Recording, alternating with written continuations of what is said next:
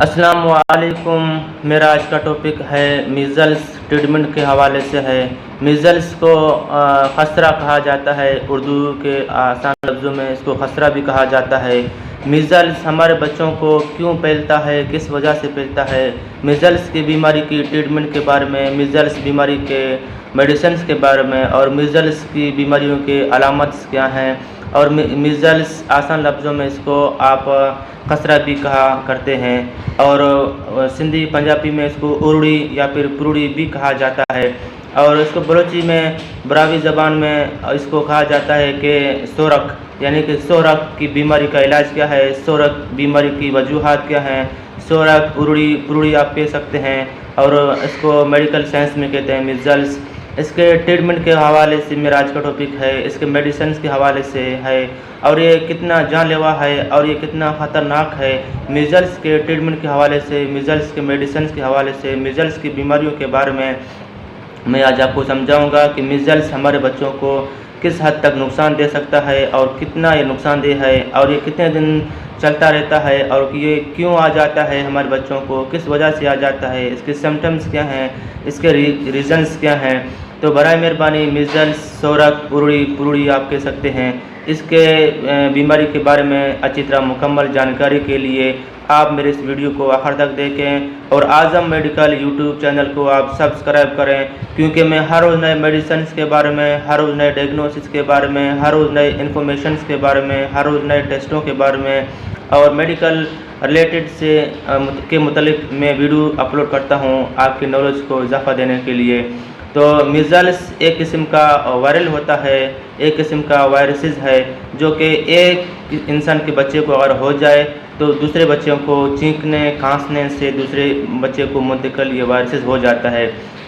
Measles یعنی کہ سورک یا پھر خسرہ ایک وائرل ہوتا ہے، موسم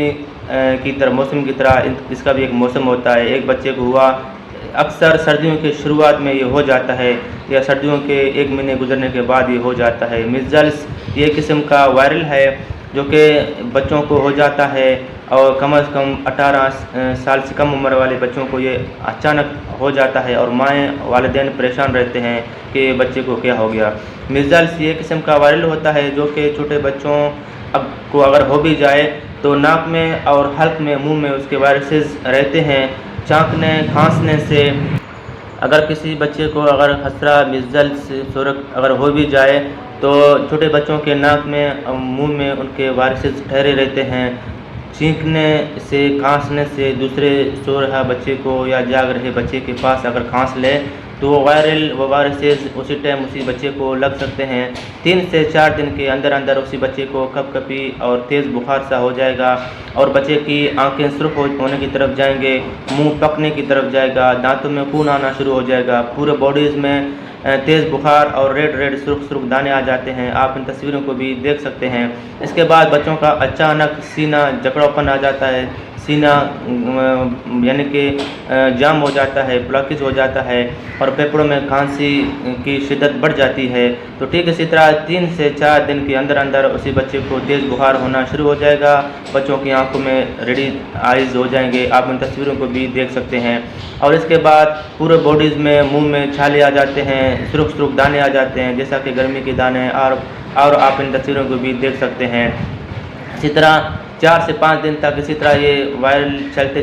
4 سے 5 دن کے بعد اینٹی بایوٹک میڈیسنز آپ بچوں کو دے سکتے ہیں، اور پیراسٹامول کے سرپ میں آپ بچوں کو پلا سکتے ہیں۔ 3 سے 4 دن کے اندر یا پھر 1 ہفتے کے اندر اسی بچوں کو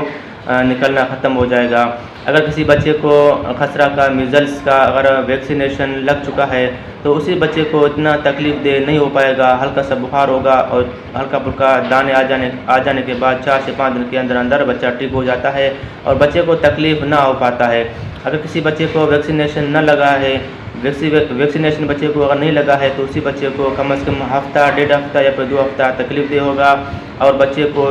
شدید کمزور بھی کرے گا، اور اس کے دوران ساتھ میڈیسنز کھانے کے ساتھ بچے کو بھوک بھی نہیں لگے گا، اور تیز بخار ہونے کے ساتھ بچوں کو دست موشن اور الٹیاں بھی ہو جاتے ہیں، اور بچے 2 سے 3 ہفتے تک پریشان رہتے ہیں۔ میرا کہنے کا یہ مقصد ہے کہ ویکسینیشن اپنے بچوں کو کروائیں، اس سے آپ کے بچوں کو خسرہ میزلس سے آرام جلدی آ جائے گا۔ اگر میزلس ہو بھی جائے تو وہ 2 سے 3 دن کے اندر تکلیف ہلکا پھلکا ہو جائے گا اور اس کے بعد بچہ اپنے آپ ٹھیک ہونے کی طرف جائے گا۔ شکریہ، اپنا خیال رکھیے گا، اللہ حافظ۔ اگر آپ کو کوئی میڈیسنس، کوئی معلومات درکار ہو تو آپ مجھے کمنٹ کریں، میں انشاءاللہ کمنٹ پہ آپ کو جلد سے جلد جواب دے دوں گا۔ شکریہ۔